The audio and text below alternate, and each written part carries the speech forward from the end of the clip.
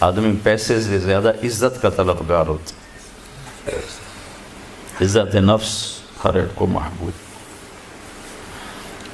ایک آپ کو اپنے گھر کا واقعہ سناتا، جب یہ ٹریکٹر کا دور نہیں تھا، 59 میں ہمارے والد صاحب سب سے پہلے ٹریکٹر لے کر آئے تھے اس پورے ہمارے علاقے میں۔ اس سے پہلے بیل ہوتے تھے۔ عزت نفس پہ یاد آتی کہ عزت نفس مال سے بھی زیادہ محبوب ہوتی۔ ایک ہمارے بیل نے چارہ کھانا چھوڑ دیا، ٹھیک ٹھاک بیل، تو ہمارے والد صاحب نے ڈاکٹر بلوایا، اس نے وہ ٹیکا ویکا لگایا، لیکن اس نے پھر بھی نہیں کھایا۔ تو ایک ہماری برادری کا دیسی حکیم تھا، اس کے پاس اس زمانے میں راستے تو ہوتے نہیں تھے، تو والد صاحب نے گھوڑے پر نوکر کو بھیجا جو اس کو اٹھا کے لایا۔ اس نے بیل کو دیکھا، کہنے لگا میاں صاحب اس کو پٹھے کون ڈالتا ہے چارہ؟ کہا جی یہ ہے ہمارا کسائی، دتو کسائی، اللہ دیتا نام تھا، دتو کیا کہتے ہیں، دتو کسائی، اوے اس کو بیل کے آگے بٹھایا اور جوتا اتارا اور 5 سال جوتے اس کے سر میں مارے۔ پھر کہنے لگا اب چارہ ڈالو۔ جب چارہ ڈالا تو وہ بیل کھانے لگا۔ یہ میرے گھر کا واقعہ ہے، کوئی سنایا نہیں؟ تو میرے والد صاحب حیران ہو کر کہنے لگے ایک ہی ہے؟ کہا جی میں نے اس کو چیک کر لیا تھا، اس کو کچھ نہیں تھا، یہ آپ کے نوکر نے اس کو کہیں کوئی ڈنڈا سوٹا مارا ہے، تو وہ غصہ کر گیا تھا کہ میں اس سے کیسے بدلہ دوں، تو اس نے غصے میں کھانا چھوڑ دیا کہ میری عزت کو اس نے خراب کیا۔ اب اس کی آنکھوں کے سامنے 2-4 جوتے میں نے مارے تو وہ خوش ہو گیا، بالکل کھا گیا۔ عزت کی طلب کوئی ناجائز نہیں ہے، یہ انسانی ضرورت، مال کی طلب ناجائز نہیں ہے، انسانی ضرورت۔ ہاں اس کے حدود ہیں، اس کے اندر تو ضرورت ہے، اس کے باہر پھر کوئی کہیں تکبر بن جاتا ہے، کہیں ظلم بن جاتا ہے، کہیں زیادتی ہے، حدود کے اندر تو۔ ایک حدیث سنا دیتا ہوں، اس مسلمان کو عزت دینا کتنا ضروری ہے۔ میرے نبی نے فرمایا 1 روپیہ سود کھانا 36 دفعہ زنا کرنے کے برابر۔ 1 روپیہ یعنی 1 پاؤنڈ سود کھانا 36 دفعہ زنا کرنے کے برابر تھا۔ اس کے بعد آپ نے فرمایا اور تمہیں بتاؤں سب سے بڑا سود کیا ہے؟ جب 1 پاؤنڈ کا سود 36 دفعہ زنا کے برابر ہے تو آپ نے فرمایا اب تمہیں بتاؤں سب سے بڑا سود کیا ہے؟ الاستطالۃ فی عرض المسلم، مسلمان کو بعزت کرنا سب سے بڑا سود۔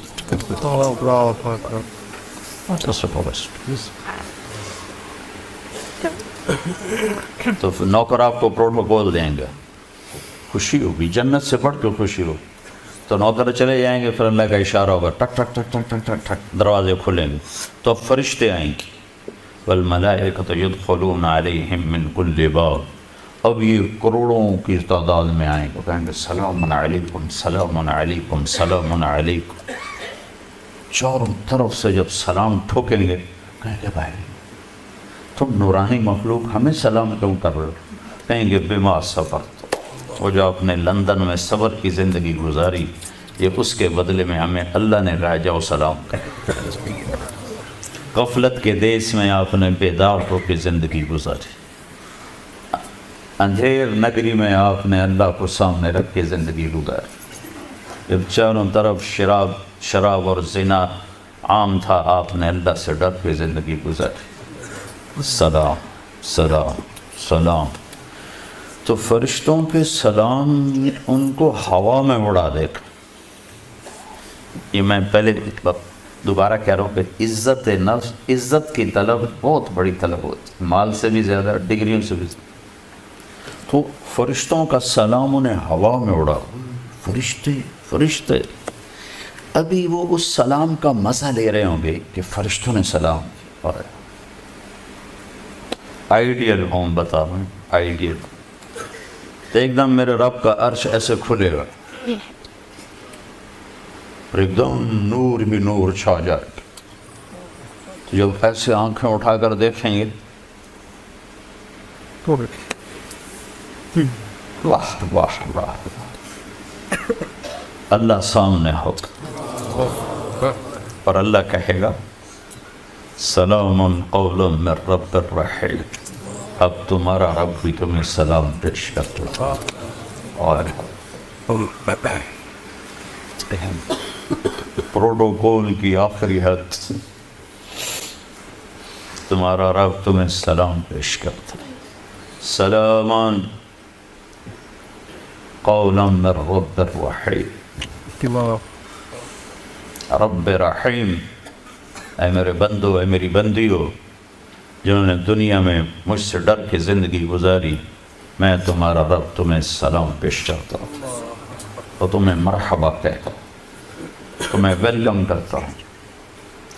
پھر میرے نبی نے فرمایا اللہ ہر ایک کا نام لے کر حال پوچھے گا، ہر مرد عورت کا نام لے گا، نام لے کر گئے کیا حال ہے، ٹھیک ہے، کوئی تکلیف تو نہیں، کوئی حاجت تو نہیں، کوئی پریشانی تو نہیں۔ تو جب یہ اللہ کو دیکھیں گے کہیں گے یا اللہ ہم تو تیری عبادت ہی نہ کر سکتے، ہمیں تو پتہ ہی نہیں تھا تو ایسے حسن و جمال والا ہے، کیا یہ ہو سکتا ہے کہ ہم تو یہ ایک سجدہ کریں جیسے لندن میں کرتے تھے؟ یہ وہی کہہ سکیں گے جو نماز پڑھتے تھے، جو نہیں پڑھتے وہ کیسے کہہ سکیں گے؟ کیا یہ ہو سکتا ہے کہ ہم تم ایک سجدہ کریں جیسے دنیا میں کرتے تھے؟ تو اللہ تعالیٰ فرمائیں گے میرے بندو اب پوزیشن بدل چکی ہو، حیثیت بدل چکی، حیثیت، پوزیشن، یا لبو کیسے کہ دنیا میں تم بندے تھے اور میں تمہارا مالک تھا، تم نوکر تھے اور میں مالک تھا، ٹھیک، تم ایمپلائی تھے، تمہاری زبان، تم میرے ملازم تھے اور میں تمہارا مالک تھا، تو تمہارے ذمے میری مانگ کے چلنا، میری عبادت کرنا، نمازیں پڑھنا، روزے رکھنا تمہارے ذمے تھا۔ اب جنت میں آ کے حیثیت بدل گئی ہے، اب تم مہمان ہو اور میں تمہارا میزبان ہوں۔ کیا ہوسٹ کہتے ہیں میزبان کو؟ تو اب تم میرے لیے مہمان ہو، میں تمہارا ہوسٹ ہوں، اور مہمان کو تکلیف نہیں دی جاتی، مہمان کو بٹھا کے کھلایا جاتا ہے، جاؤ کلو واشربو، کھاؤ پیو، ہنیہا، ہنیہا کا کیا مطلب ہے؟ کھاؤ، ہر لقمے کی لذت پہلے سے زیادہ پاؤ، کھاؤ، کھانے کے بعد پخانا کوئی نہیں، پیو، ہر گھونٹ کی لذت پہلے سے زیادہ پاؤ، پیو، پینے کے بعد پیشاب کوئی نہیں، بیماری کوئی نہیں۔ پھر پینے پلانے کی بھی 3 محفلیں قرآن نے بتائیں، کہ یہاں شراب نہ پیو، آپ کے یہاں عام ہے، اس لیے ہر دفعہ میں بتاتا ہوں کہ اللہ کرے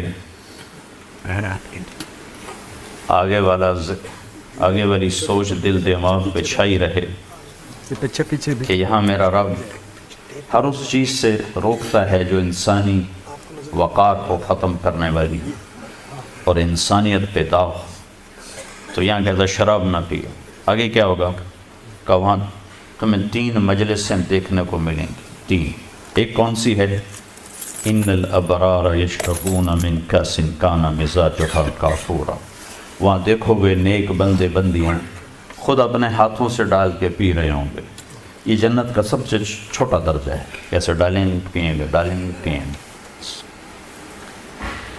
ایک درجہ اس سے اوپر ہے VIP، وہاں کیا ہے؟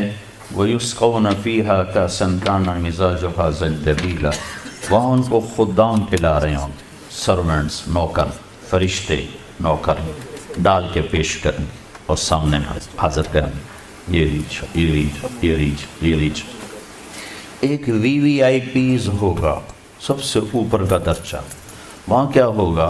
وہاں ہوگا وَسَقَاهُمْ رَبُّهُمْ شَرَابًا طَهُورًا،